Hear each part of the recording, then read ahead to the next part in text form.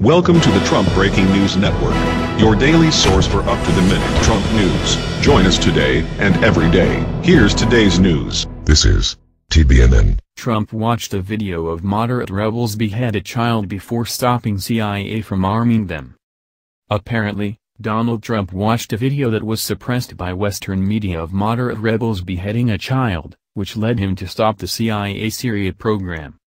By J. Ciramopoulos.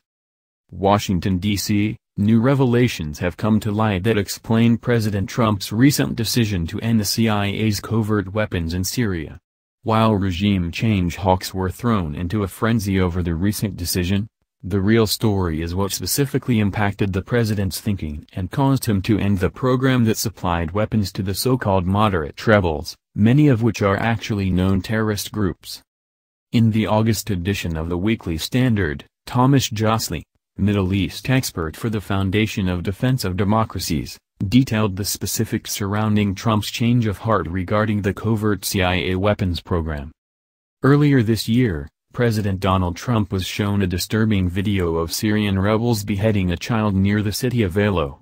It had caused a minor stir in the press as the fighters belonged to the Nur al-Din al-Zinki movement, a group that had been supported by the CIA as part of its rebel aid program. The footage is haunting. 5 bearded men smirk as they surround a boy in the back of a pickup truck. One of them holds the boy's head with a tight grip on his hair while another mockingly slaps his face. Then, one of them uses a knife to saw the child's head off and holds it up in the air like a trophy. It is a scene reminiscent of the Islamic State's snuff videos, except this wasn't the work of Abu Bakr al-Baghdadi's men. The murderers were supposed to be the good guys, our allies. Trump is said to have pressed his senior intelligence official to explain how the CIA could be colluding with groups that behead children and upload the video to the internet as recruitment propaganda. It's reported that none of the responses he received were deemed adequate. Trump wanted to know why the United States had backed Zinki if its members are extremists. The issue was discussed at length with senior intelligence officials, and no good answers were forthcoming, according to people familiar with the conversations. After learning more worrisome details about the CIA's ghost war in Syria, including that U.S.-backed rebels had often fought alongside extremists, among them al-Qaeda's arm in the country, the president decided to end the program altogether. While Trump's decision to stop using taxpayer dollars to covertly funnel weapons to terrorist groups that record themselves beheading children should be praised by the media, it is instead lambasted as, wait for it, a pro-Russian move. It is no secret that much of the opposition forces in Syria are aligned with ISIS or al-Qaeda. In fact, the move by Trump was actually proposed in legislation by Congresswoman Tulsi Gabbard in the House and Senator Rand Paul in the Senate. For years, our government has been providing both direct and indirect support to these armed militant groups, who are working directly with or under the command of terrorist groups like al-Qaeda and ISIS, all in their effort and fight to overthrow the Syrian government, Gabbard said earlier this year. The child beheading video, by so-called moderate rebels, was only lightly covered in the mainstream press and quickly faded from the headlines without ever being fully investigated or explained to the public. TFTP covered the video upon its release and specifically noted that the gruesome and shocking murder was filmed and carried out by members of Nur al-Din al-Zinki, a group of moderate rebels aided, funded, and armed by the United States. As we previously reported, the Nur al-Din al-Zinki movement began in 2011 during the Syrian civil war and grew to be a powerful anti-Assad group with the help of the U.S. The group also reportedly fought against the Islamic State.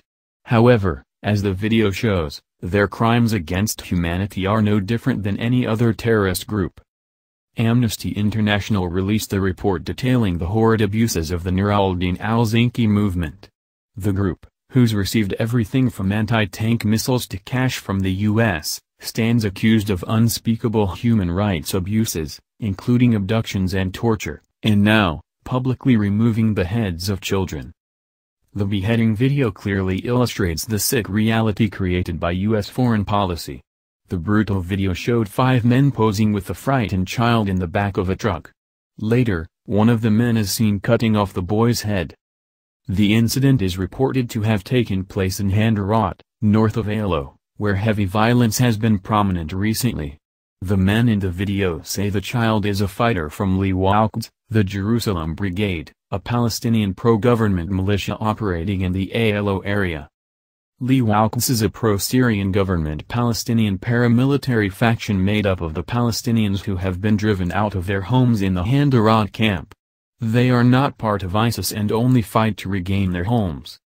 However, according to the al-Assad, they said the boy, identified as Abdullah Issa, was just an innocent 12-year-old from a poor refugee family who lived in a rebel-held area of Aleppo. Interestingly, the U.S. State Department seemed content to allow Harakatner al-Din al-Zinki, the group responsible, to claim that it was rogue elements of the organization that carried out the beheading and that they had arrested the men that committed the gruesome crime. If we can prove indeed what happened and this group, al-Zinki, was involved in it, it would give us pause about any assistance or frankly any further involvement, U.S. official Mark Toner told reporters at a press conference. I can't take what these consequences would be, but this certainly would give a pause and we'll look at any affiliation or cooperation with this group, he reiterated. This was a weak non-response to a crime of extreme brutality upon a child, if ever one was seen. Revealing the extreme Western collusion with Islamist elements in the Syrian regime change operation, one of the major broadcasters in the UK Channel 4, went so far as to attempt to obscure and hide previous online content, in which the beheaders were portrayed as heroic moderates, after the release of the child beheading video. According to a report by Zero Hedge, the only press agencies that publicly and consistently challenged the State Department at the time were RT News and the Associated Press, yet even these attempts didn't get picked up beyond the confines of the State Department's daily briefing. When the AP's madly initially questioned spokesman Mark Toner as to whether Zinki would continue to receive any level of U.S. assistance, Toner casually replied it would give us pause, which left Lee taken aback.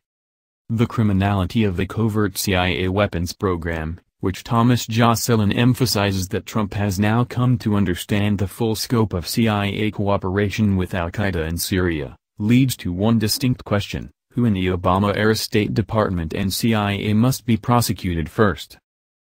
That's the news. Join us here every day.